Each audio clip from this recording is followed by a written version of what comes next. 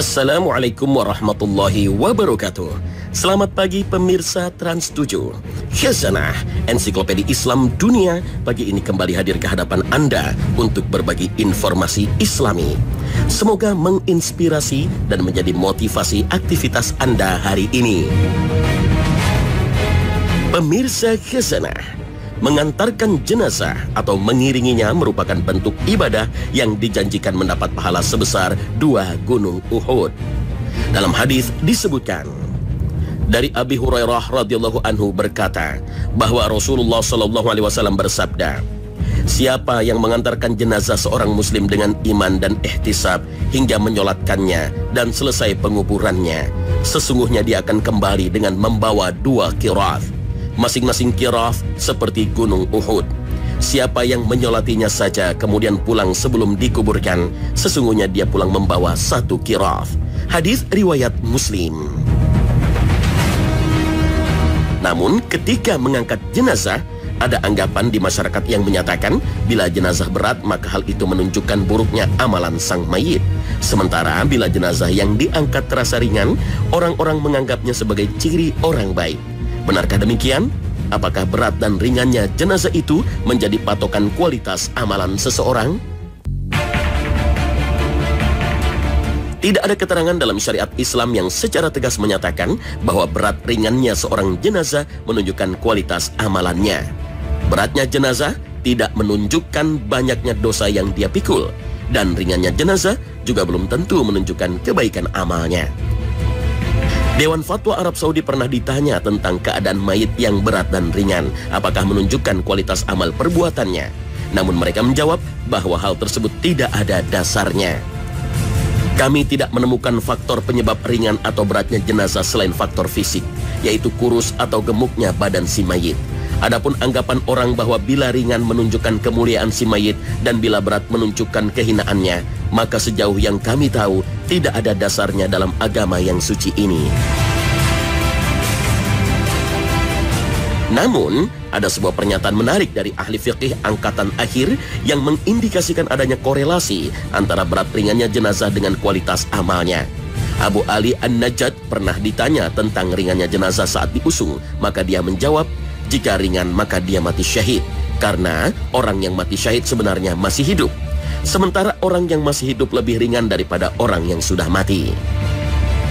Hal ini didasari pada firman Allah Subhanahu wa ta'ala. Dan jangan sekali-kali kamu mengira bahwa orang-orang yang gugur di jalan Allah itu mati. Sebenarnya mereka itu hidup di sisi Tuhannya mendapat rezeki. Al-Quran Surah Ali Imran ayat 169. Akan tetapi, ringannya jenazah itu tetap belum bisa dipastikan sebagai pertanda kebaikan amalnya. Karena tidak ada bukti yang menyatakan bahwa orang hidup lebih ringan daripada orang mati, baik bukti agama maupun bukti empiris. Juga tidak ada dalil yang menyatakan bahwa ringan atau beratnya jenazah menunjukkan husnul khotimah atau su'ul khotimah. Meski demikian, ada sejumlah riwayat sahih yang menyatakan bahwa jenazah Sa'ad bin Mu'az radhiyallahu anhu sangat ringan, padahal semasa hidup dia dikenal berbadan gemuk. Kondisi semacam inilah yang menyebabkan orang munafik menyebarkan isu yang tidak baik tentang Sa'ad. Mereka mengatakan bahwa jenazah Sa'ad tidak seperti jenazah-jenazah lain karena sangat ringan. Para orang munafik beranggapan kondisi itu akibat keputusannya yang zalim terhadap orang Yahudi Bani Quraidah. Seperti diketahui, saat ketika dipilih untuk menjadi hakim yang mengurusi perkara pengkhianatan orang Yahudi Bani Quraidah, memutuskan untuk menghukum mati semua tentaranya, menawan anak kecil dan perempuannya, serta merampas semua hartanya. Orang-orang munafik tidak senang terhadap keputusan ini, sehingga menyebarkan isu bahwa jenazah Sa'ad yang ringan itu akibat keputusan zalim yang dijatuhkannya kepada Bani Quraidah. Namun, Allah Subhanahu wa ta'ala segera menepis tuduhan mereka itu dengan memberitahu Nabi SAW bahwa para malaikat ikut mengusung jenazahnya sebagai penghormatan atas perjuangannya yang besar dan kecintaannya untuk mati syahid di jalan Allah.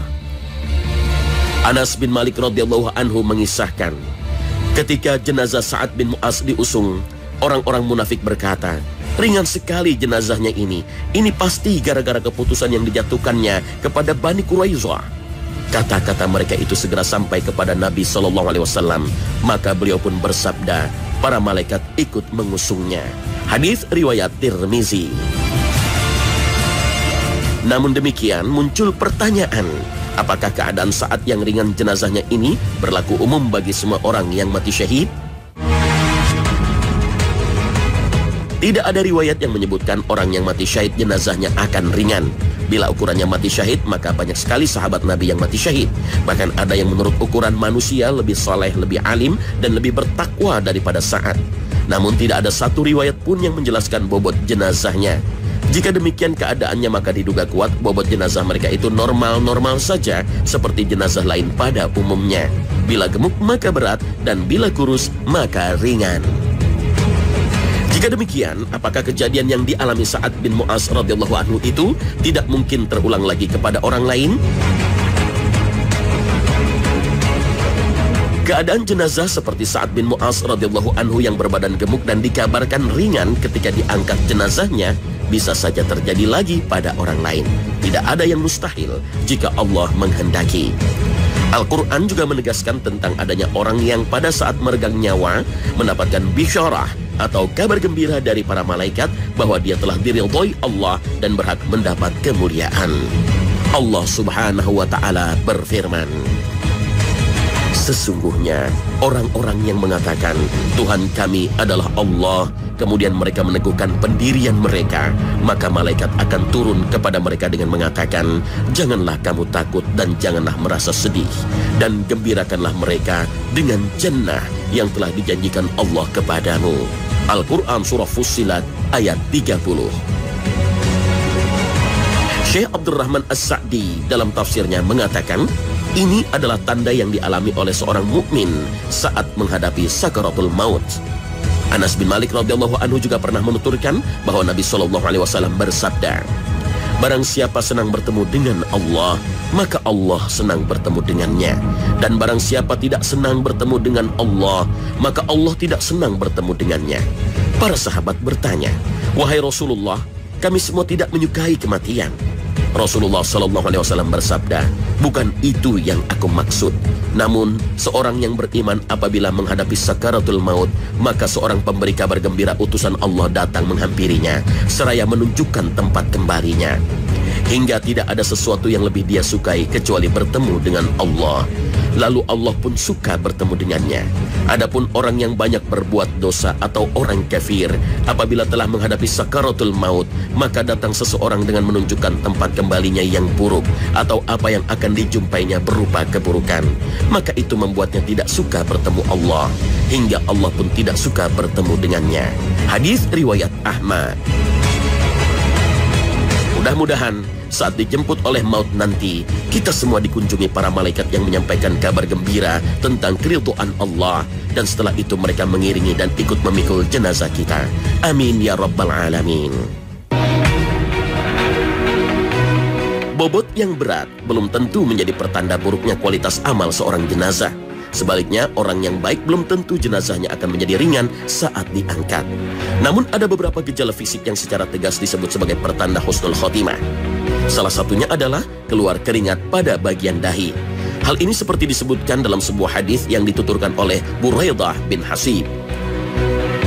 Suatu ketika dia tengah berada di Khurasan, menjenguk saudaranya yang sedang sakit, dan ternyata dia menemuinya sedang sekarat, sementara dahinya mengeluarkan keringat. Maka dia berseru, Allahu Akbar. Saya pernah mendengar Rasulullah SAW bersabda, orang mukmin meninggal dunia dengan mengeluarkan keringat di dahinya. Hadis riwayat Ahmad. Selain tanda ini, masih ada tanda lain meninggalnya orang secara husnul khotimah yang disebutkan dalam riwayat sahih. Nabi SAW menyebutkan daftar orang yang mati syahid. Siapa yang terbunuh di jalan Allah, dia syahid. Siapa yang mati tanpa dibunuh di jalan Allah, dia syahid. Siapa yang mati karena wabah penyakit ta'un, dia syahid. Siapa yang mati karena sakit perut, dia syahid. Siapa yang mati karena tenggelam, dia syahid. Hadis riwayat Muslim. Rasulullah juga bersabda, siapa yang terbunuh karena membela hartanya, maka dia syahid. Hadis riwayat Bukhari. Bahkan, orang yang meninggal karena melahirkan dan meninggal karena tertimbun tanah longsor juga disebut mati syahid. Wallahu a'lam.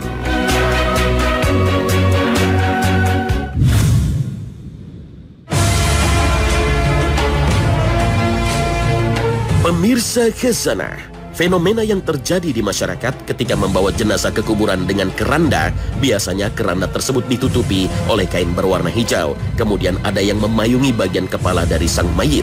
Keadaan seperti ini hampir bisa ditemui di mana-mana. Namun sebenarnya, apa maksud menutupi keranda dengan kain dan memayungi kepala jenazah tersebut? Apakah memang diperintahkan oleh syariat? Tidak ditemukan hadis atau ayat yang mengatur hal itu. Bahkan pendapat ulama fikih pun juga tidak ditemukan. Yang ada adalah sebuah hadis riwayat Abdul Razak tentang proses pemakaman Sa'ad bin Mu'adz yang kesahihannya masih perlu diteliti lagi. Sa'ad bin Malik, sahabat yang mengisahkan hadis ini, mengatakan bahwa saat jenazah Sa'ad bin Mu'adz dimasukkan ke dalam liang kubur, Nabi SAW memerintahkan agar membentangkan kain di atas liang dengan maksud untuk menutupinya bila kebetulan terbuka pada bagian-bagian tertentu yang tidak seharusnya terbuka. Meski tidak ada tuntunannya, namun banyak orang yang melakukan hal tersebut dan menyamakan dengan seperti memayungi mayat. Alasan adalah sama-sama untuk menghormati mayat. Sedangkan menutup keranda dengan kain di luar kafan, menurut ulama kontemporer, tidak ada dalil yang secara tegas melarang atau memerintahkannya. Namun jumhur ulama menganggap sunnah menutup keranda yang digunakan untuk mengangkut jenazah wanita agar tubuhnya tidak terlihat. Berbeda dengan di Saudi hingga di wilayah timur Saudi yang mengikuti pendapat mazhab Hambali bahwa jenazah laki-laki maupun perempuan semuanya tidak ditutupi selain kain kafan. Sementara mazhab Syafi'i memandang sunnah menutup keranda jenazah, baik jenazah wanita maupun pria, meskipun menutup keranda jenazah wanita lebih ditekankan. Hal inilah yang banyak dilakukan di Indonesia yang mayoritas berlandaskan mazhab Syafi'i. Di Indonesia sendiri, kain penutup keranda banyak yang bertuliskan kaligrafi Arab seperti lafal tauhid, la ilaha illallah, atau ayat Al-Quran. Hal tersebut tidak ada anjuran, baik dari Al-Quran, hadis maupun pendapat para ulama ahli fiqih. Namun juga tidak ada dalil yang melarangnya. Sebagian ulama mengatakan, jika memang diperlukan kain penutup keranda, lebih baik gunakan yang tanpa tulisan lafal tauhid ataupun ayat Al-Quran. Karena bisa dianggap telah meletakkan ayat Al-Quran tidak pada tempatnya. Atau bisa jadi memicu munculnya keyakinan keliru bahwa ayat atau kalimat thayyibah itu bisa membantu mayit. Wallahu a'lam.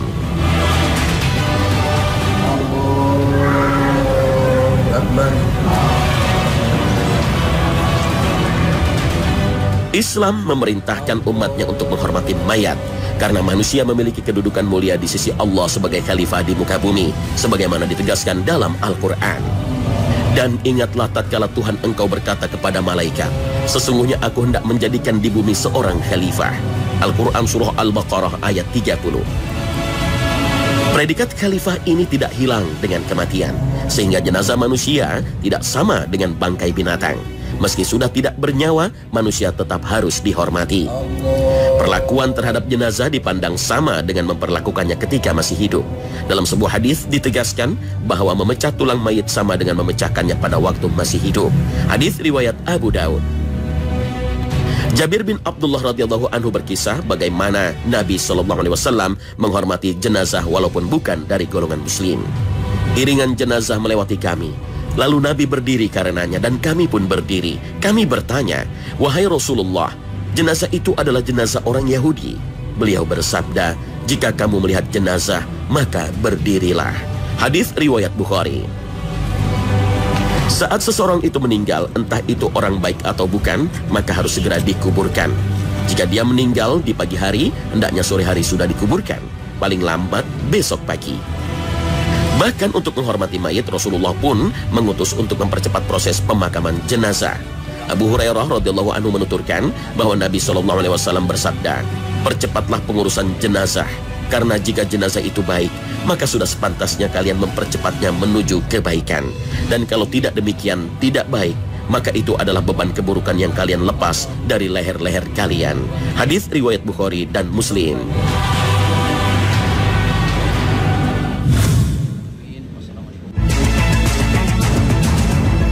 Beralih ke masalah lain. Jamak kita ketahui di masyarakat ketika sakit ada orang yang meminta air yang sudah didoakan oleh seorang alim ulama.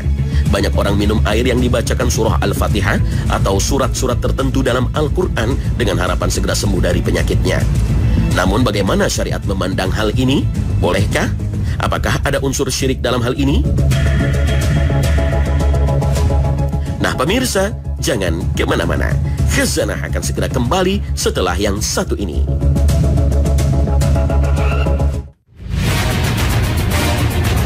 Minum air yang dibacakan Al-Fatihah atau surat-surat lain dalam Al-Quran adalah boleh dan tidak mengandung unsur syirik, selama ia meyakini kesembuhan itu hanya karena Allah Subhanahu wa Ta'ala. Air tersebut hanyalah sarana, sedangkan mendoakan, menjampi atau menyuguh air dengan ayat-ayat Al-Quran seperti Al-Fatihah atau ayat kursi atau doa apapun yang sejalan dengan ajaran agama termasuk salah satu tata cara ruqyah yang dibolehkan karena pernah dicontohkan oleh para ulama. Menurut ulama, tata cara ruqyah tidak harus diajarkan secara rinci oleh Nabi, tetapi fleksibel asal tidak melanggar aturan yang telah ditentukan. Oleh karena itu Nabi SAW hanya memberikan batasan umum dengan mengatakan, tunjukkan ruqyah kalian. Ruqyah tidak apa-apa selama tidak mengandung unsur kesyirikan. Hadis riwayat Muslim.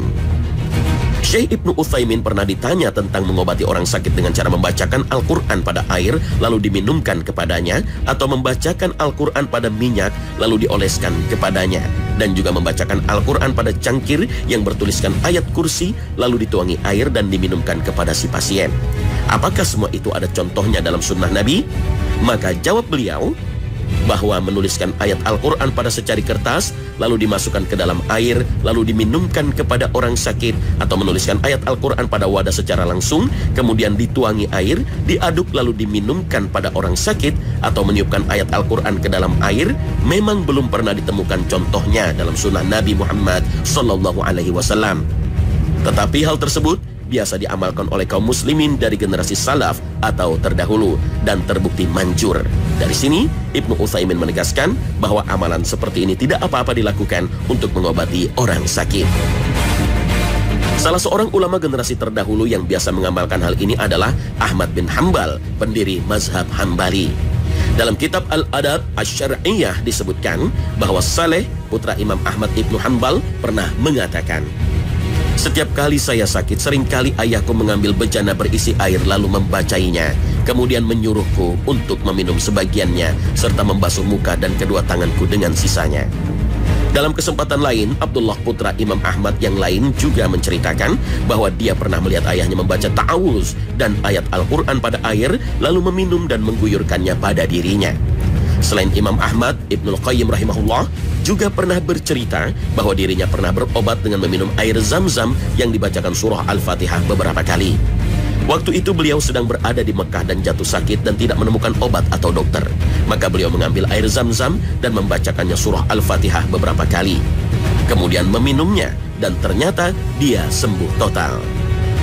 Al-Quran selain tuntunan hidup memang juga berfungsi sebagai penyembuh bagi kaum mukmin, sebagaimana ditegaskan Allah Subhanahu wa Ta'ala dalam firman-Nya, wahai manusia, sungguh telah datang kepadamu pelajaran Al-Quran dari Tuhanmu, penyembuh bagi penyakit yang ada dalam dada, dan petunjuk serta rahmat bagi orang yang beriman. Al-Quran Surah Yunus ayat 57. Pemirsa Khazanah, pernyataan bahwa Nabi belum pernah mencontohkan cara pengobatan dengan media air yang dibacakan ayat Al-Quran sebenarnya tidak seluruhnya benar. Beliau pernah mencontohkan, tetapi airnya dicampur dengan materi lain. Pertama dengan debu, dan yang kedua dengan garam. Dalam riwayat Abu Daud disebutkan, suatu ketika Nabi SAW menjenguk Sabit bin Qais radhiyallahu anhu yang sedang sakit. Lalu beliau SAW berdoa, hilangkan penyakit Sabit bin Qais ini, wahai Tuhan seluruh manusia. Dan setelah mendoakan, Nabi menuangi tubuh Sabit dengan debu bercampur air yang telah beliau tiup sebelumnya. Dalam kesempatan lain, ketika sujud, jari tangan Nabi pernah disengat kalajengking. Dan setelah sholat, beliau berkata, Allah melaknat kalajengking. Ia tidak membiarkan seorang Nabi dan selain Nabi semua disengatnya. Kemudian beliau SAW menyuruh diambilkan wadah yang berisi air dan garam.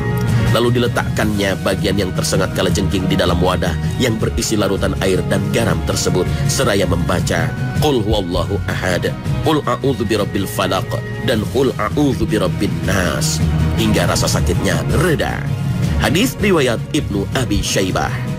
Demikianlah Sekali lagi, menjampi air dengan ayat Al-Quran tidak apa-apa dilakukan untuk mengobati orang sakit. Namun harus diingat, orang yang meniup air dengan ayat Al-Quran itu harus bersih dari penyakit yang berpotensi menular lewat air liur atau pernafasan. Wallahu a'lam. Nah pemirsa, sekian dulu khazanah pagi ini. Semoga Allah Subhanahu wa Ta'ala senantiasa melimpahkan karunia hidayah dan taufiknya kepada kita. Wassalamualaikum warahmatullahi wabarakatuh.